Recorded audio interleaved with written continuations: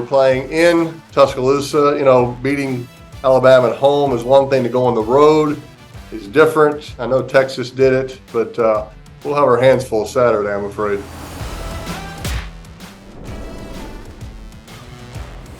Let's hope. Welcome to Always College Football. I'm Greg McElroy, and we appreciate you being with us. Today is Thursday, October 19th, and we hope that you're enjoying the show wherever you're getting it, whether that's on Spotify or the Apple Podcast platform, or if you're here with us via the ESPN YouTube channel, just take a half second, subscribe to the podcast wherever you get your podcast, and then if you could leave us a rating on Apple Podcasts, if you could leave us a review, that'd mean a lot as well. And then on ESPN's YouTube channel, subscribe to the ESPN College Football page. Hit that thumbs up button right below the video. We really, really appreciate you. Alongside our Mark Kubiak, Jack Foster, and Jake Garcia, Peyton Manning obviously joins the show. Talk a little Alabama, Tennessee. You know he's going to have a couple jabs. You know he's going to throw a couple punches. But I hope that I can stand up at least for the Alabama side of the rivalry here in the third Saturday of October. I think we have the best previews in all of the podcast college football world. I believe it. I've listened to all the other podcasts. I think we do as good a job as anybody as far as breaking these games down, give you some stats, give you some trends, give you some things to consider when looking at some of these matchups. And we have some great ones coming up this week. We'll obviously talk Bama, Tennessee, talk it with the sheriff, but we'll also talk about it in a little bit deeper perspective as well. Penn State, Ohio State, the game of the weekend. Duke, can they knock off a Florida State team that seems to be finding themselves? You got a playoff game involving Utah and USC. Winner still alive, loser is out. And then you have I think a really interesting matchup between Washington State and against Oregon. And then finally, we'll break down at length Auburn and Ole Miss. So let's not waste any additional time. Let's get to some of these breakdowns. And of course, the sheriff, Peyton Manning, joining here on Always College Football. Always happy to be joined by our good friend Peyton Manning, who we weren't going to have him back this year, but since Tennessee won last year, we figured why not keep a good thing going. Peyton, how we doing, my friend? Doing good, Greg. I'm a little worried about Saturday. We're playing in Tuscaloosa. Beating Alabama at home is one thing. To go on the road is different. I know Texas did it, but we'll have our hands full Saturday, I'm afraid. Is there any truth to the fact that you actually wouldn't play in Tuscaloosa? You just would only play in Birmingham when you were in school at Tennessee? It was in my, NIL contract. I was doing NIL way back in the mid-'90s. Free chicken wings at OCI and free burgers at Gus's Good Times Deli after midnight. Those were my deals. But, I only wanted to play in Birmingham, Legion Field, where my dad played. That was part of the deal. Ended up being a good choice, I would say. It worked out okay for you, but I can understand if Bryant Denny's just a little intimidating for you. It's no big deal. It makes sense. I mean, you played in a few hostile environments, I would imagine, whether it be Seattle or other places in the league. But Bryant Denny, I think it would have probably altered the outcome of some of those games. Is that fair? It's a loud place. I've been there the past few years on the sidelines. I never having played there, but it is a loud place and hostile. Obviously, tough place to win.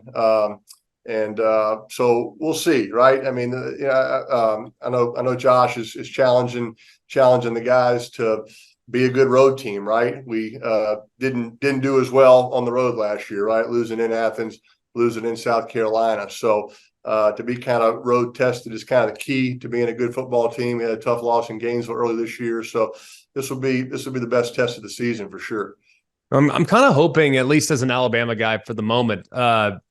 Usually, there might have a hangover game after a previous week's result that was dicey, whether win or loss. I was kind of hoping for like a hangover year from Tennessee, and it hasn't really materialized. You guys are still in a pretty good spot. So you've watched them. What have you seen from your team? Yeah, I feel like we're still kind of getting our identity on offense a little bit. We're running the ball well. To me, to beat an Alabama at home or to have a chance against Georgia, you got to be, three-dimensional, right? You got to be able to run the ball, got to be able to drop back and pass, got to be able to have some play action right now. So I still think we're finding our way a little bit. Obviously, we lost some, big playmakers. I mean, how good was Hyatt last year in that Alabama game, right? I have a picture of he and I smoking a cigar. Greg, I know that's been your screensaver for the majority of the year. I will not be at the game this year. I did storm the field last year. I mentioned smoking the cigar. That's what happens when you win, when you beat Alabama, you get a cigar, Greg. So I don't know. Like I said, big shoes to fill from some of those playmakers from last year. But look, big time players, great opportunity to step up in this kind of game. I know Coach Saban and those guys have not forgotten about last year. So I know they'll be very motivated. So I'm looking forward to seeing how our guys step up with a tough road challenge. I'm glad you reminded all the Tennessee fans that are maybe under 16 that you smoked cigars after a win, because they wouldn't have seen that up until that point. Is there rumors? Is there any truth to the rumor that you actually threw the goalposts into the Tennessee River? It's actually a fact. Yeah, I wasn't allowed to say anything. There were some legal issues throwing into the Tennessee River. Those just got settled, but I can say it now. Yes, I was the one. Me and my son Marshall and his friend Everett were the ones that threw it into the actual Tennessee River, and Pat McAfee and Desmond Howard as well. So naturally, it's a pretty solid. It's a pretty solid quartet of individuals when you think about the personalities that were on display. When you think about where Tennessee's at running the football and everything, I mean, you kind of talked about it. Like when you obviously lived at the line of scrimmage, right? But every time you handed it off, that was a win for the defense. It felt like, or at least right when we played against you, that's how we felt. Right. Because if we let Peyton hand it off, that's a win, even though his backfield mate might be a Hall of Famer. So when you're running the ball like that as a quarterback, how do you kind of take a step back and just be okay with the fact that maybe this is our identity moving forward? Well, look, it's all about the team and whatever you got to do to win the game. I feel like in Josh's offense that the identity can kind of change for that Saturday, right? I mean, I know certain game plans. We went in, hey, let's go in and just air it out versus these guys. And the next thing you know, they're dropping 8 guys into coverage on first and second down, and they are just not going to let you throw it all day. And all of a sudden we run it for 175 yards. So I feel like Josh's offense has that kind of flexibility that it could be anybody's day on that Saturday, right?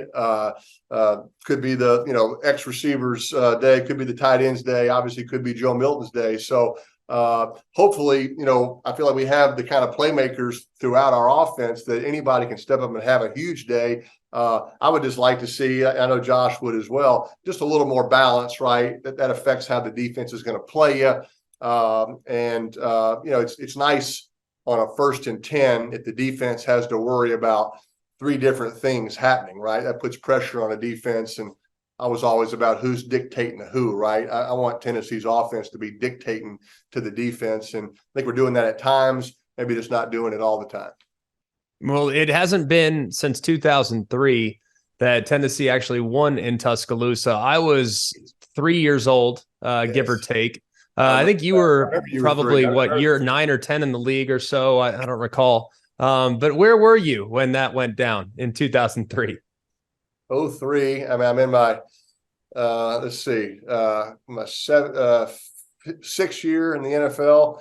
Won my first playoff game that year, so that was nice. I always enjoyed. He's a good quarterback, but he can't win a playoff game. So I can't exactly remember that game. That was kind of we felt like we were kind of supposed to beat Alabama around that time. It was kind of at that point when it seemed like Alabama sort of started kind of having the say in the series. So look, this is such a great series. It goes back years and years. It's no fun if one team just wins every year, Greg. So y'all been selfish. You haven't, made the rivalry what it was supposed to be, right? I mean, there's one thing to have a little streak every now and then, but beating us every year since 03 in Tuscaloosa, that's just not right. So it's rat poison, right? Whatever that means. When Coach Saban says that, every 6th press conference, right, he's got to throw the rat poison word in there. So let's get this series back to being interesting for teams, for viewers, right? Let the Vols have one Saturday, Nick. Well, you're not a stranger to a streak. 9 out of 10 there in the late 90s through the early 2000s. Let's get a prediction from you. How do you think it's going to go on Saturday? I feel like the best chance for us to win is for it to be low scoring, right? And I think that means possessing the ball. It's hard for us to control the clock as fast as we run plays, right? I mean, I feel like if Josh is not getting, 90 plays in a game, right, it's a letdown. It's bad clock management, right? So it's full speed. But, I think, like I said, keeping the ball, maybe keeping their offense off the field a little bit. 20 to 17. Vols or tied? I mean, come on. I mean, even for an Alabama grade, that's a question. Right? I just want to make sure. I don't want any T's left uncrossed or I's left undotted. Peyton, we appreciate the time, brother. Thanks so much. And hey, we'll put a cigar on it. I'll send one to Omaha headquarters if the strange event does go down and Tennessee wins the game. I'll be waiting for it, pal. Thanks, buddy. Have you ever dreamed of hitting the road in your very own customized Mercedes-Benz Sprinter? Follow college football all season long by hitting all the biggest games in college football's most celebrated stadiums. At ESPN, we dreamed that dream, and with the help of Mercedes-Benz, we made it happen. This year, our very own Jen Latta has teamed up with Mercedes-Benz designers to create a road-ready, fully functional, state-of-the-art podcast studio on wheels. The ride is pure Mercedes-Benz with all-wheel drive and the latest driver assistance, safety, and tech. The podcast studio must be seen and heard to be believed. A spacious and chill conversation space with mics, camera, and mixing board to capture the action. On board, Jen Latta will be interviewing some of the biggest names in college football. All points to Mercedes-Benz for always bringing some extra. Out back of the Sprinter, they're innovating, pushing the science of the tailgate, complete with grill, cooler, TV monitors, and more. This is #VanLife meets the fan life. To get an inside look to this one-of-a-kind, blow-your-mind collaboration came together, visit mbvans.com/sprinterlabs. The Mercedes-Benz ESPN College Football Podcast Sprinter coming soon to a game near you. This weekend preview is brought to you by Dr. Pepper. It's not college football season without the delicious taste of an ice-cold Dr. Pepper, the one fans deserve. Let's get things kicked off with the biggest game of the weekend. It's number 7. Penn State traveling to Columbus to take on the Buckeyes. That game will be 12 o'clock Eastern time on Fox. Looking forward to this matchup, naturally. This is one that we circle every year as one of the great games of the college football season. Historically, however, it has not been kind to the Penn State Nittany Lions.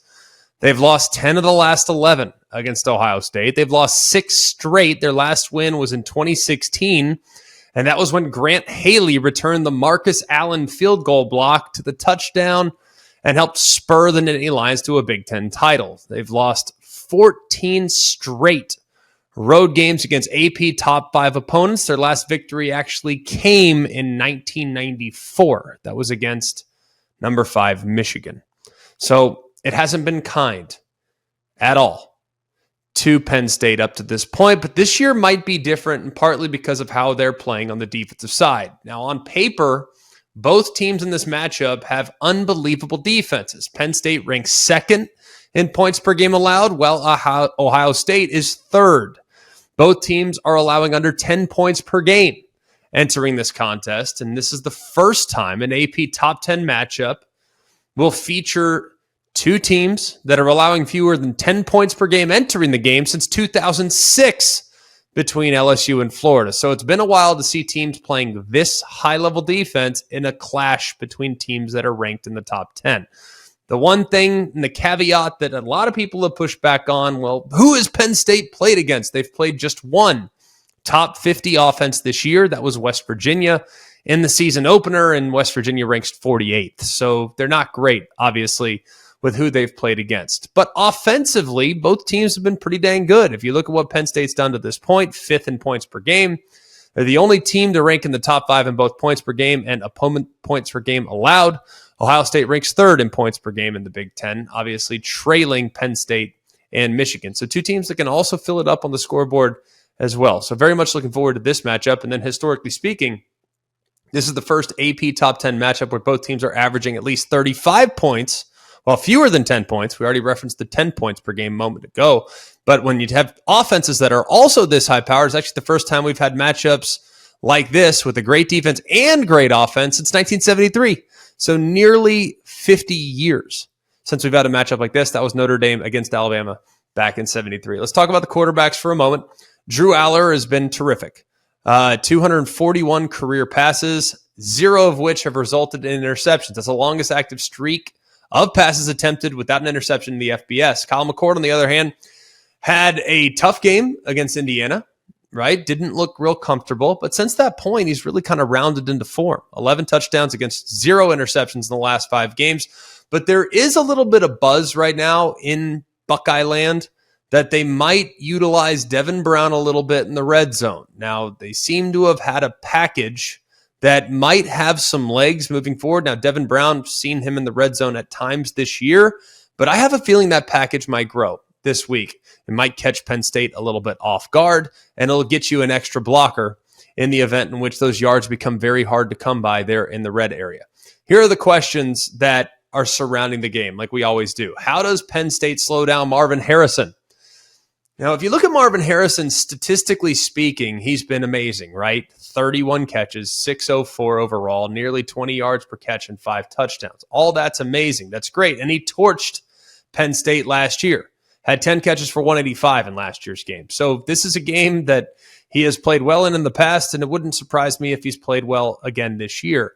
The one interesting thing about Marvin Harrison this year, though, is he has had some drops. And for whatever reason, I can't really understand why. I can't ever really quantify these things. They seem to happen in bunches. And if you think the first 11 starts of his career, 0 drops. 0. Well, this year, through 6 games, he's got 5 drops, including 3 last week against Purdue. So it's a little bit strange. He hasn't been at his best as far as consistency, but his high-level plays are off the charts, and I don't think I need to explain that to any of you guys, but this will be a great matchup in good versus good, too, because I think Harrison, regardless of whether he draws Kalen King or Johnny Dixon, you look at the defensive backs for Penn State, they've done a pretty dang good job, and that's one of the key individual battles that will need to be won by either Penn State or Ohio State, depending on what side you're pulling for. The other question, can JT Tuimoloau do it again? Now, last year, this stat line, I almost have to double check and triple check this because it's just absolutely absurd. Last year in the game, remember this game came down to the wire last year, he finished the day with 6 tackles, 3 tackles for loss, 2 sacks, 2 interceptions, 1 touchdown, 1 forced fumble, 1 fumble recovery, and 1 pass breakup. You heard all those stats. I'm not going to repeat them again because the stat sheet is so absurd that it's almost unfathomable. But unfathomable, whatever it is. I don't know. It's mind-blowing, if you will. Simpler term. I look at JT Tuimoloau. He could take over the game. And if you look at how Jim Knowles has kind of handled his defense this year, he's not trying to dictate as much with scheme, and he's really allowing individual players, their talent level, to jump to the forefront. I think that's the right recipe against Penn State. Looking at Penn State's rushing attack, run game, if you will. Is this the game where Penn State running backs go off? Now, they've kind of grinded it out this year, kind of a 3 yards and a cloud of dust mentality with Katron Allen and Nicholas Singleton. But the thing that I've seen from Singleton, for instance, if he gets in the open field, he's gone. But there haven't been as many big plays in the run game as there were at times last year. Now, statistically speaking, it's been pretty good. They average 203 yards a game. They're 16th in college football in rushing offense. That's great. And Katron Allen's been very, very solid. I think he's a little bit more of that, pounded in there, hard yardage type of back. And then Singleton, of course, with the top end speed, those guys complement each other really well. So both, I think, backs are very capable, but neither are averaging above 5 yards a carry. So it's been a little bit in bunches, and that's methodical. It's solid, but would love against an Ohio State group to create some big plays. Now, you look at Ohio State's rush defense. It's been kind of the weakest part of their defense in the first half of the season, giving up about 110 yards a game. So maybe they'll be able to run the ball a little bit, but that is a significant question. If Penn State can't run the ball, I think that's a huge advantage naturally for the Buckeyes. Another huge question in this game: how healthy is Ohio State? For instance, at the running back position alone. Now, Travion Henderson didn't play against Purdue, also didn't play against Maryland. But I seem to think, based on what I've read and what I've heard, he's available and will probably be okay in this one. But in the event he can't go or gets a little dinged up, then you would like to rely on Chip Trayanum. Well, Chip Trayanum went down with an injury against Purdue. He's got 51 carries on the year and is clearly a very, very important piece. Had the game-winning touchdown against Notre Dame, but he's banged up as well. Mayan Williams didn't play against Purdue, also a running back. So as a result, they've had to rely on Dallin Hayden, who is a really capable back, and every time he's gotten meaningful snaps, he's looked the part. Last year, had 102 against Indiana, had 146 against Maryland, 3 touchdowns in that game against Maryland. So he's clearly looked the part, but in the event in which Travion can't go, Chip Trayanum can't go, Maya Williams can't go, then expect Dallin Hayden to step up in that role, but they're thin at that spot like they were last year. It's crazy how many injuries Ohio State seems to have had at running back the last couple of years. Another injury I'm paying close attention to is Emeka Egbuka. Last year, Egbuka had 6 catches for 53 yards against Penn State. Now, he's really, really important. And Ryan Day wouldn't give a whole lot of insight as to whether or not he's going to be available this week. If I was kind of reading between the tea leaves, I would hope that he'd try, but I don't know at the moment if he's going to be anywhere near 100%, even if he goes. And then finally, Denzel Burke went down against Purdue. Ryan Day says that he expects Burke to be back, but we don't know that either. So the injury list for Ohio State is of significance. So I'm looking at that, and that's something I'll monitor really close as we get a little bit closer to game time. A couple trends in this game. Penn State has covered 6 of the last 7 against Ohio State, and Ohio State is 2-7-1 against the spread against AP-ranked teams since the start of the 2021 season. This is going to be a little crazy. I'm just going to tell you. I'm taking Penn State. And I think Penn State, when you look at the roster, I have a tremendous amount of respect for Ohio State. When you look at the roster and how they're playing on the defensive side, I know it hasn't been against anybody, but I think they are tenacious on defense. I think Ohio State is too. I think this will be a low-scoring affair. This is a low-scoring affair, but I am leaning towards the Nittany Lions. I don't love it by any stretch, picking against Ohio State on the home field with James Franklin, who's never had success in games like this outside of an example or two back in the day. I feel like I'm rolling the dice. But Penn State's played them really close, and I do believe that this is the Penn State team that can get over the hump. They just need to make a couple big plays in the passing game, which is a big question mark, to be able to create some issues for Ohio State and to put the pressure on the Buckeyes up to this point. Game number 2. Number 17, Tennessee, travels to Tuscaloosa to take on number 11, Alabama. This game will be 3:30 Eastern time on CBS. Here are the big question marks. Can Tennessee run the football? Tennessee's rushing offense against Alabama's rushing defense. Now, Tennessee leads the SEC and is 6th in college football, averaging 230 rushing yards per game. Now, the magic number for Tennessee in this game and throughout Josh Heupel's tenure is 175 yards. Last year, the Vols rushed for 182 yards against Alabama. Everyone remembers the performance by Hendon Hooker and Jalen Hyatt, but it's not to be overshadowed by how the Vols ran the football last year. 182 yards in the win. And the magic number, like I told you, is 175. In 3 years under Josh Heupel, Tennessee is 20-2 when rushing for at least 175 yards. They are 3-7 when they are below that mark. So I'll be monitoring that close. The race to 175 on the ground for the Volunteers. Now, Alabama's going to be tough to run the ball against. They've done a great job this year, allowing just 3 yards per carry.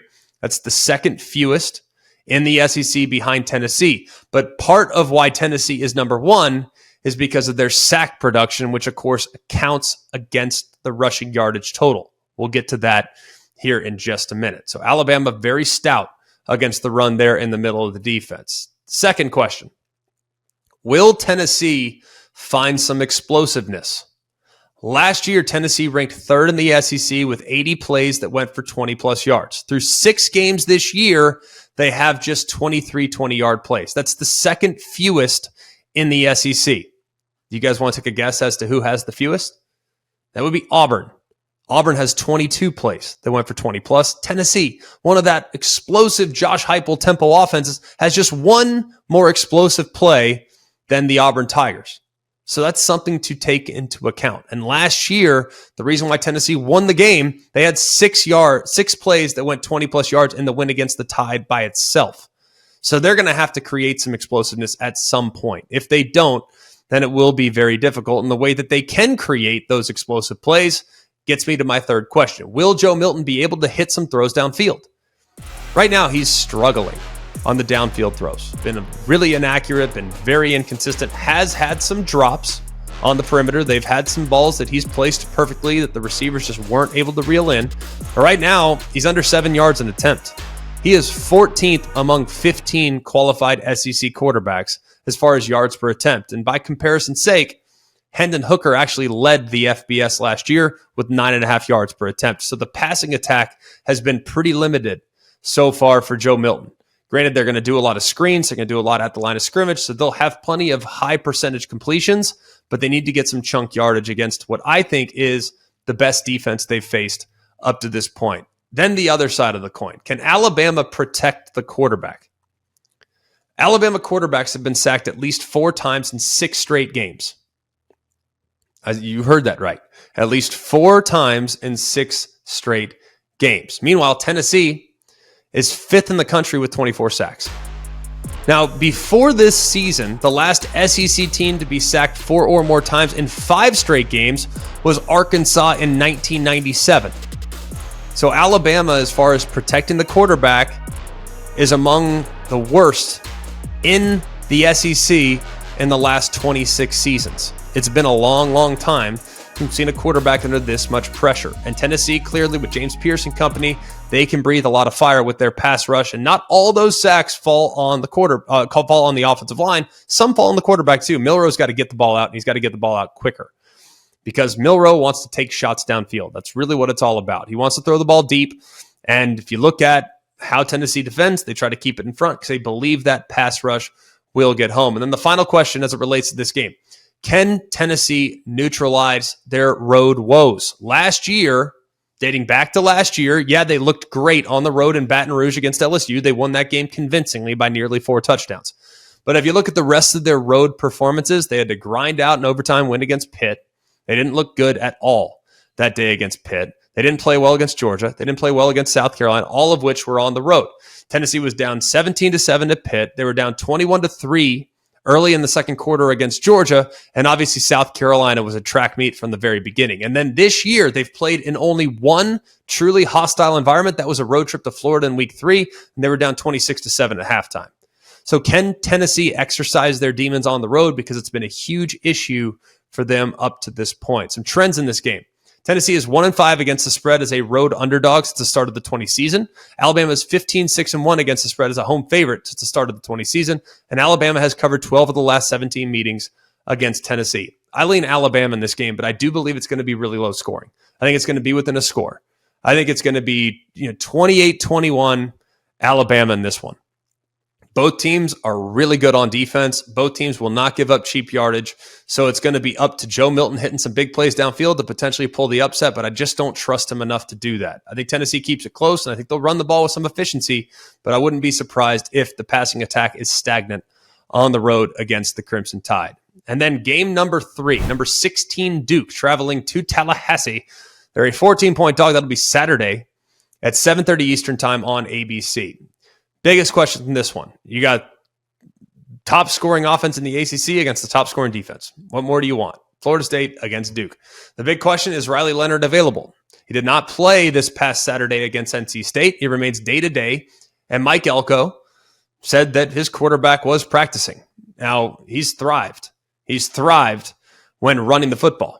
I mean, very, very athletic. Averages 65 yards a game on the ground.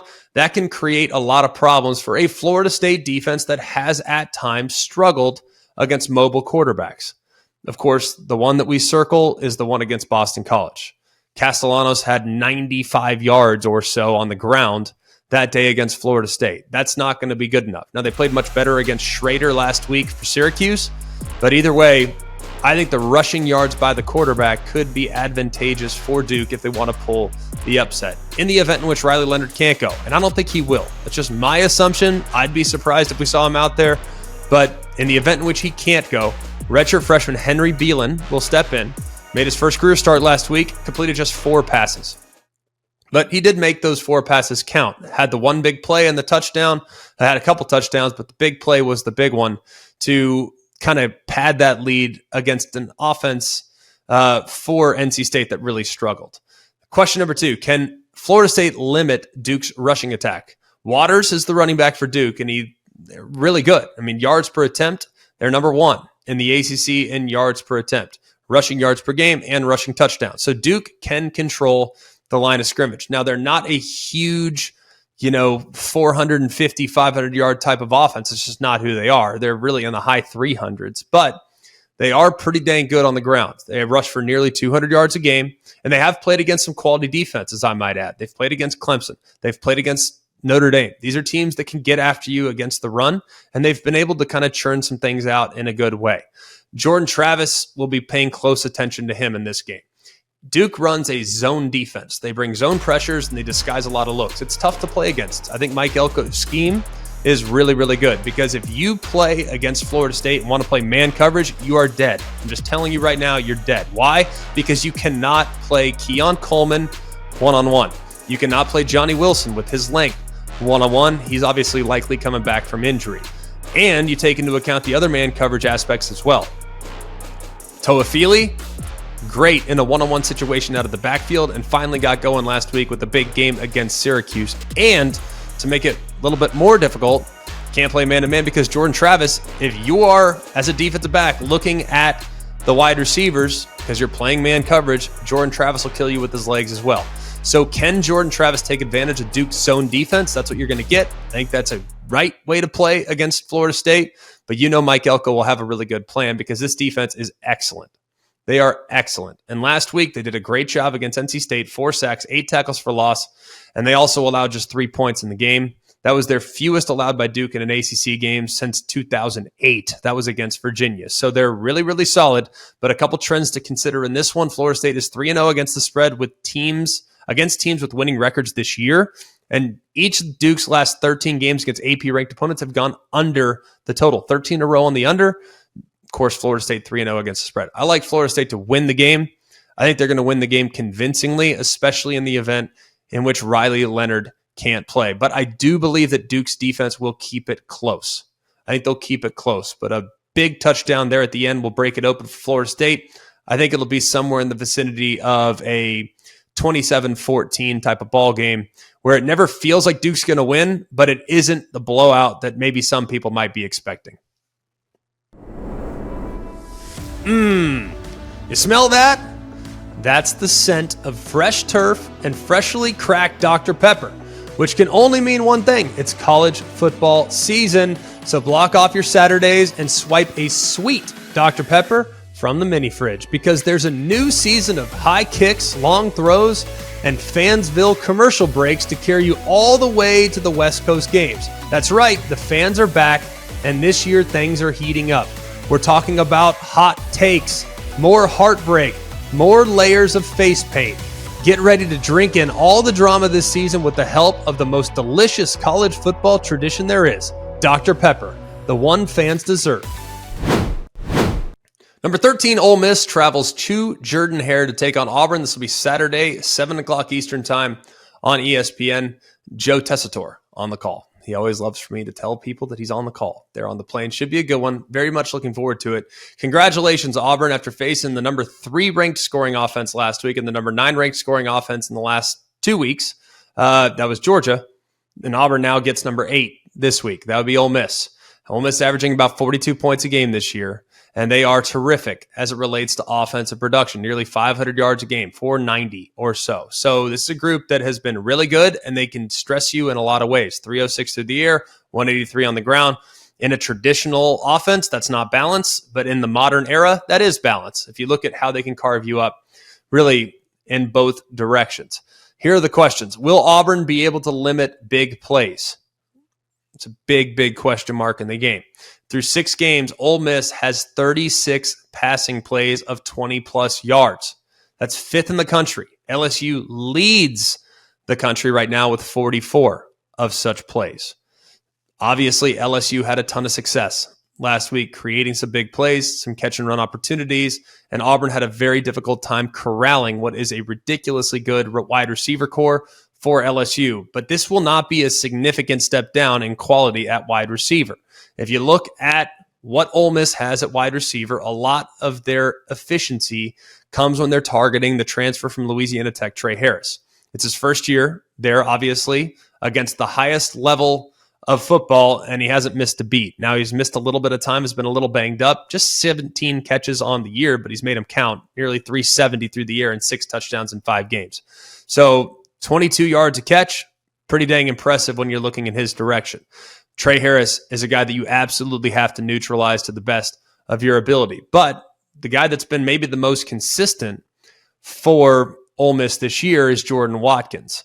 He's a transfer from Louisville. He's been very, very efficient, averages 6 yards per catch, or 6 catches per game, and 536 yards on the season with a couple touchdowns too. You also have to count for Dayton Wade, who's very solid, also a transfer from Western Kentucky. So these are the guys that you have to account for because they do have 3 very, very, very reliable weapons on the perimeter. With Trey Harris now healthy, they become, I think, not necessarily an elite group, but a very, very high-end group there on the perimeter, and Auburn struggled with that last week. Question number 2, can Auburn get things going offensively? Auburn currently ranks last in the SEC in total offense. They had just 293 yards last week against LSU. Now, Hugh Freeze kind of hinted this week that there might be some changes. There might be some tinkering with the depth chart. There might be some guys that might be thrust into more impactful roles. I don't know what that looks like, but I'm kind of reading through the tea leaves, and it makes me think maybe we'll get a little bit more of Robbie Ashford. Now, that's the next question. What's Auburn going to do at quarterback? Well, last week, 2 straight losses, naturally, on the road, and it's not easy, but Peyton Thorne has struggled, okay? He's struggled a little bit. And the passing offense has not been what they need at this point. Now, they've given Robbie Ashford a package, but that package has oftentimes provided more of a spark than the traditional offense that they've run. If you actually look at Peyton Thorne's numbers last week, he was just 5 of 13 for 36 before giving way to Ashford as the start of the final drive of the first half. Now, the offense picked up a couple first downs. It felt like there was a bit of a spark, and then they put Peyton Thorne back in. He threw an incomplete pass, had a ball batted down, and then was sacked on 3rd and long. So, yeah, there was a bit of a spark, but they decided not to really go with things moving in that direction with Ashford anymore. They gave it to Ashford after halftime. They managed a field goal and then had the big pass to Brandon Frazier. But it's just, for whatever reason, I think the stop and start nature where this guy's in and then you put in this guy and then you put in this guy, I think it's affecting the rhythm of what Auburn has offensively. I think they need to either make the role for Robbie Ashford very clearly defined. Hey, you play on 3rd and short, you play in the red zone. Other than that, it's Peyton Thorne. But when you're subbing it series to series, I feel like the offense lacks continuity, and it's having a real effect. And I think at this point, it's probably worth giving Robbie Ashford a legitimate look, because through 4 Power 5 games, Peyton Thorne's completing just 54% of his passes, under 5 yards an attempt, just 2 touchdowns and 2 interceptions. So they need to look really at the quarterback spot and figure out who gives them the best chance to be successful against some of these teams they'll face down the stretch, because it is a difficult stretch down the rest of the way for Auburn, but there are a lot of games that are very winnable for them. The last question in this one, can Ole Miss figure out Jordan Hare? This has been a house of horrors for Ole Miss. I don't know why that is. I've played in Jordan Hare. It's a remarkably difficult place to play. It's a great home field environment. Obviously, the fans get into it. It's a really chaotic place. Plus, the visiting locker room It's not great. It's an uncomfortable place to go play without question. And the Rebels have shown that. They've gone just 3-17 since visiting the Plains, including 8 losses in the past 9 trips. Their only win in that span came in 2015. And you know who was patrolling the sidelines for the Ole Miss Rebels that night? That would be Hugh Freeze, who's now the head coach of the Auburn Tigers. So I think it's going to be very, very interesting. If it's one based on who's on the field, the personnel, Ole Miss has superior personnel. They have a better continuity. They have a more high-powered offense, even though the defense at times has been less than stellar. I think Ole Miss wins the game. Now, Auburn has, however, covered each of their last 3 meetings against Ole Miss. So maybe Auburn makes it close. I just don't see it. I think Ole Miss is a lot more like LSU. Even though Auburn's a lot better at home, Ole Miss is a lot like LSU. And Ole Miss and LSU might be able to move the ball at will against a defense that clearly struggled last week. Number 14, Utah travels to the Coliseum to take on the USC Trojans. This game will be Saturday night, 8 o'clock Eastern time. I believe it's on Fox. Now, Utah, they knocked off USC twice last year, including the beatdown in the Pac-12 title game. A game that really wasn't all that competitive. They clearly got to Caleb Williams last year. It was not his best performance, but it wasn't as bad as what we saw last week against Notre Dame. He had 3 first-half interceptions, and if you look at the interceptions, the last 2 in particular, they were there at the end of the first half. It looked like Caleb Williams was getting frustrated and was just forcing the ball, like desperate to make a play, to just inject some life into the offense. And it felt like, to an extent, man, there's a time and a place for that. But the second quarter is not that time. Maybe in the fourth quarter when you got to have it, and hey, a pick is what it is. But you have to understand the situational football because it felt like he was doing a little too much. And I just hope that was a one-time performance because something tells me against a team that he's 0-2 against in his career, he might try to force a little bit here against Utah as well. The question is, can USC get the offense going a little bit against Utah? Now, Utah's defense, has been exceptional this year. They have not given up more than 21 points in the game. Now, a lot has been made of Caleb Williams' performance last week, but they got to help him, man. I mean, the offensive line sounds like, if you listen to Lincoln Riley this week, he's going to tweak a couple things, and they got to make sure that Caleb Williams isn't facing as much pressure as he's faced at times this year. Notre Dame defenders last week registered 33 pressures on Caleb Williams. That's the most he's been pressured this year by a mile. Prior to that, Arizona State had the highest mark. That was 18 pressures. So nearly double up against Notre Dame last week, and the offensive line needs to play a whole lot better because if there's one thing we know about Utah, it's that they have some game breakers and have some guys that can take over the game along the defensive line.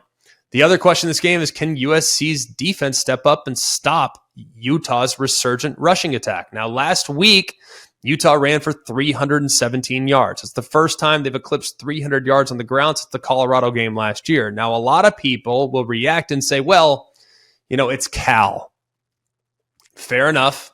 I understand that Cal's not a juggernaut on the defensive side by any stretch, but that was only the 4th time that Cal has allowed 300-plus rushing yards since Justin Wilcox was hired 6 years ago.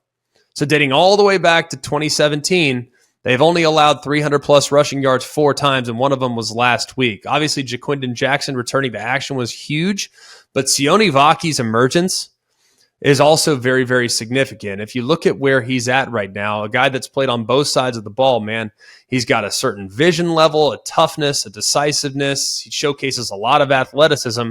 And if you look at the 1-2 punch that they have at running back now, even knowing that the quarterback position is not giving you much, I think Vaki staying on the offensive side might be more impactful for Utah moving forward. They're still pretty good at safety. They're going to be just fine right there. And I think the offensive line last week had by far the best performance of the season to date against Cal. They were moving guys off the ball, and they might be able to do so against a Trojans defense that has allowed 40-plus points in 3 straight games for the first time in program history. I will say this, though. I do think they did a better job tackling last week. I do believe that. Watching it back, it didn't feel like there were as many guys diving at ankles. It didn't feel like there were as many guys getting juked in the hole. In the 3 games prior to last week, SC had missed 1 million tackles, it felt like. But felt like last week they got Notre Dame ball carriers to the ground. So that's an encouraging sign that they're moving in the right direction, but they can't have the self-inflicted mistakes on special teams, and they can't have the self-inflicted mistakes, obviously, on offense behind their best player. Utah is 13-4 against the spread as a road underdog in the past 10 seasons, and Utah is 12-4 against the spread in October since the start of 2018. I like Utah in the game. I look at USC. I think they have all the bells and whistles that you could possibly want. They got a ton of speed. I don't trust Utah's offense at all.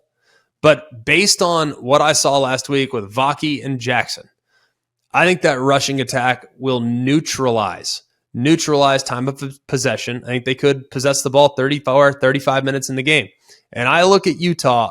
I think they're a very physical football team. Will USC get back off the mat? I certainly hope so. I honestly hope they win the game. I'm kind of indifferent. I don't care who wins, to be honest with you, but I hope they look better because I don't want to be beating up on SC the rest of the way. But I think Utah is just the more physical team. I think Utah is a team that's kind of found their identity the last couple of weeks. And regardless of who's playing quarterback for them, I think they have what it takes to be able to disrupt enough of Caleb Williams' offensive rhythm to be able to ultimately get the win. And then finally, we'll keep it on the West Coast. Washington State at number 9, Oregon. I'll be on the call for this one Saturday, 3:30 Eastern time on ABC. Washington State has looked terrible the last couple weeks offensively. Against UCLA and against Arizona, they just could not get a lot going. And they really didn't do a great job of protecting Cam Ward. Cam Ward is a very gifted player. If you haven't watched him, I highly recommend you taking a minute and watching what Cam Ward has done before you watch this game on Saturday. The guy, when given time, is electric. Buys time in the pocket, runs around, creates. His offense and his receivers is really kind of built around his playmaking ability. He scrambles to throw. He doesn't scramble to run, but he can run if the opportunity presents itself. A group that has struggled the last couple of weeks has been the wide receivers. Josh Kelly was amazing in their first 4 games, has come back to earth the last couple of weeks, but he got a little banged up against UCLA. There's a lot of hope that he'll be back to at least close to 100% here in the game against the Oregon Ducks.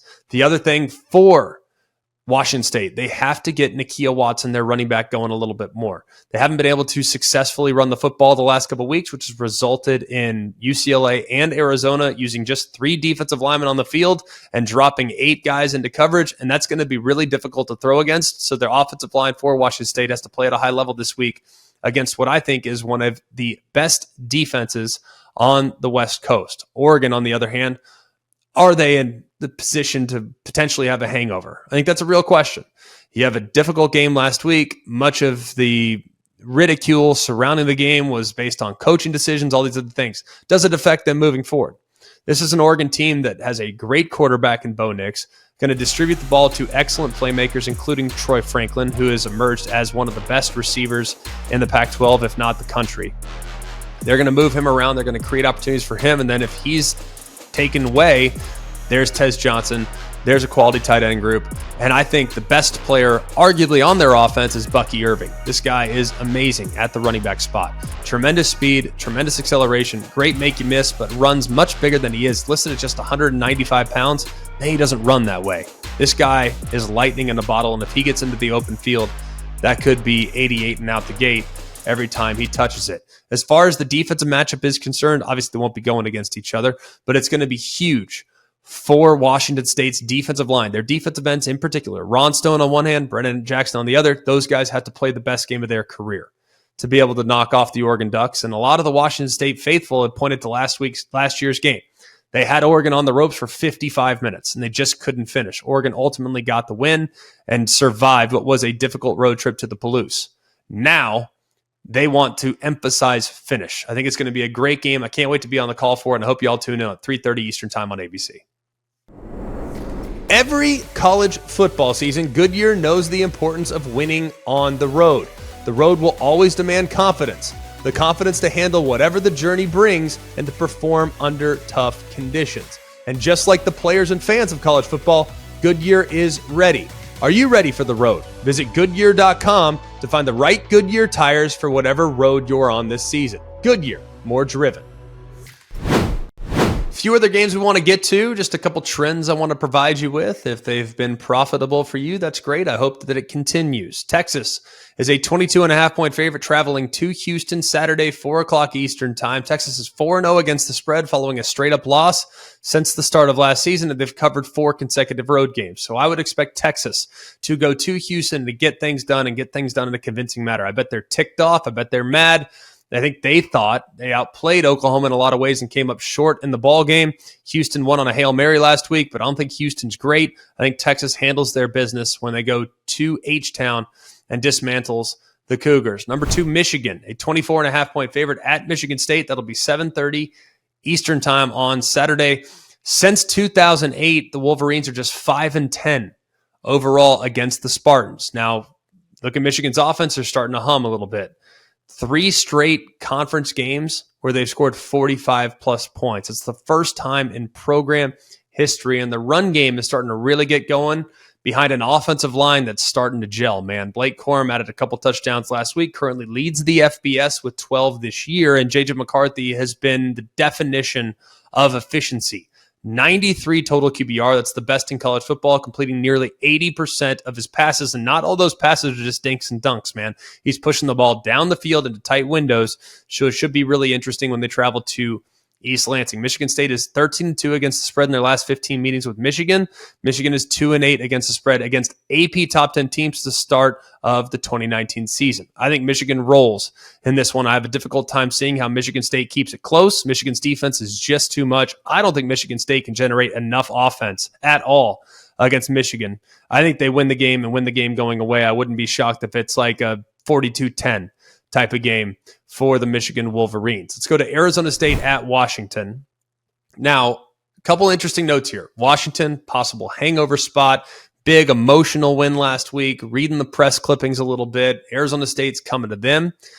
If Washington were traveling to Arizona State, I would have this one circled and be like, look out, Washington. Just be careful. Be careful. This game will be Saturday at 10:30 Eastern time on FS1. Washington's a 4-touchdown favorite in the game, but a couple of trends to take into account. Arizona State is 14-1 against the spread in their last 15 meetings with Washington.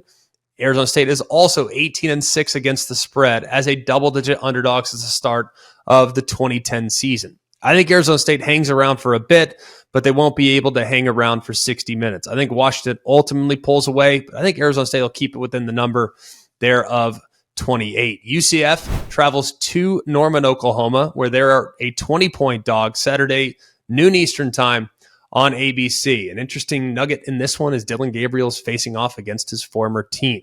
Gabriel ranks 5th all-time in passing touchdowns and passing yards in UCF history. So is there a little bit of a grudge? Is there a little bit of a vendetta? I don't know the answer to that, but I don't see how UCF keep this one close, and I don't see how this game doesn't have a million points involved. I think Oklahoma's defense has gotten a whole heck of a lot better. I do not like at all what I've seen from UCF on the defensive side. Oklahoma's covered 7 consecutive games dating back to last season. That's tied with Penn State for the longest active cover streak in the FBS, and UCF is 1-6 against the spread following a bye week since the start of the 2019 season. I think Oklahoma wins this one and wins this one big. Minnesota is at number 24, Iowa. Line is 5.5. Total is 31.5. That's right. You heard me right. That's not team total. That's total. 31.5 between the Gophers and the Hawkeyes. That'll be Saturday, 3:30 Eastern time. These teams have really an offense that is a struggle bus for sure. I mean, Iowa has been a bit of a mash unit, man. They have lost so many guys. Whether it's Lachey, Eric All this week is now out. Cade McNamara is lost for the season. They've lost a running back or two. I mean, it's amazing to me just how many guys Iowa's lost specifically on the offensive side. It's amazing, though, that they still find ways to get it done. Iowa has 3 wins this season when they have 250 or fewer yards offensively. No other team in the FBS has one. More than one. So they have 3. No one else in college football has more than 1. All right, they're the first Big Ten team since Wisconsin in 2004 with at least 6 wins in the first 7 games and score fewer than 150 points. Now, the trends in this one. The total of 31.5 is the fourth lowest total in an FBS game since 2000. Iowa has covered 5 consecutive games against Minnesota, and Minnesota is 0-4 against the spread against AP top-ranked teams since the start of last season. I like Iowa to win the game, but you know it's an Iowa game. It's going to be really ugly. Just enjoy how ugly it is. I know I'm going to. South Carolina travels to Como. They're a 7-point dog on the road in Columbia. That'll be Saturday, 3:30 Eastern time on the SEC Network. One thing to watch in this one, 2 electric wide receivers in this game on either side. You got Missouri's Luther Burden, who's got over 800 yards already, and South Carolina's Xavier Legette, who's got 750 yards. They're second and third in the SEC in receiving this year. So 2 guys that could completely take over the game offensively. I think both have a chance to with some of the perimeter weapons defensively that these teams have. I think you can make some plays in the back end. That's for sure. A couple trends in this game. Missouri has covered each of their last 4 meetings against South Carolina, and Missouri has gone over the total in 6 of 7 games this year. So I'm thinking Missouri probably win the game 10, 14 points, but South Carolina is going to get their points. I think this is going to be a track meet in some ways. I'm thinking like 38-28 or so. I think it's going to be a high-scoring affair there in Columbia, South Carolina. Virginia is traveling to Chapel Hill to take on the newly ranked top 10 North Carolina Tar Heels. Tar Heels are a 23.5-point favorite. It'll be Saturday at 6:30 Eastern time. And the Tar Heels are 6-0 for the first time since 1997 when they started 8-0. And each of those wins, they've scored 30-plus points. This season marks the second time North Carolina began the season with 6 straight 30-plus point games. They also did so, tell me if you can remember this, tell me if you remember, 1914. So over 100 years since North Carolina has looked this good on the offensive side en route to an unblemished 6-0 record. Virginia is 15-4 against the spread following a bye week since the start of the 2009 season. North Carolina is 0-3 against the spread as a double-digit favorite since the start of the 2022 season. North Carolina is 1-5 against the spread in the last 6 games against Virginia.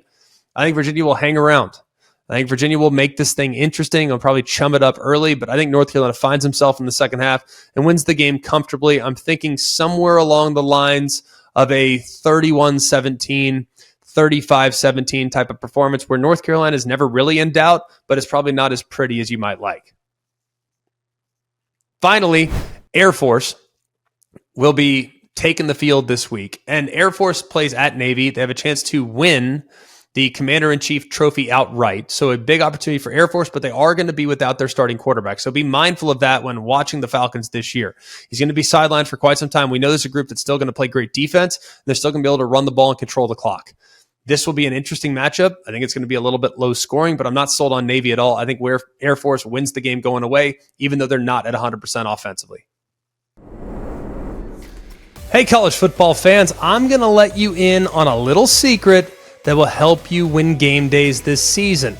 Eckrich smoked sausage. You're probably asking yourself, Greg, could it be that easy?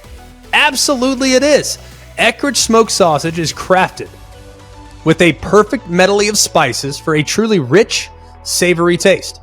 They are delicious all by themselves or in any recipe you can dream up. If the word recipe sounds like a lot of work, don't worry. Visit Eckrich.com for dozens of simple, mouth-watering recipes, making your tailgate prep a stress-free event. So there you go. Eckrich smoked sausage is the secret to winning game days. You can thank me later. Visit Eckrich.com for more. Thanks for being with us. We so appreciate you coming to us, listening to us on a week-to-week basis. We strive to try to give you the best possible content, especially on Thursdays, so that you can be as prepared as humanly possible heading into the weekend with some of the big games coming up. A ton of great ones to look forward to this weekend. We'll be back on Sunday to tell you what we saw, what we thought. We'll break them down in depth on Monday. And then, of course, we'll be off and running in week 9 of the college football season. Please take just a half second to like, to rate, and to subscribe to our podcast, wherever you get your podcast, or if you're here with us via the ESPN YouTube channel, hit that thumbs up button right below. We so appreciate you guys, and continue spreading the word. Word of mouth is massive for us here as we try to continue to grow here at Always College Football. For all of us here at ACF, for Mark, Jake, Jack, I'm Greg. We hope you have a wonderful day, and remember, it's always college football. Hey guys, it's Greg McElroy. Thanks for watching Always College Football. Make sure you like, rate, and subscribe to ESPN's YouTube channel and wherever you listen to your podcasts.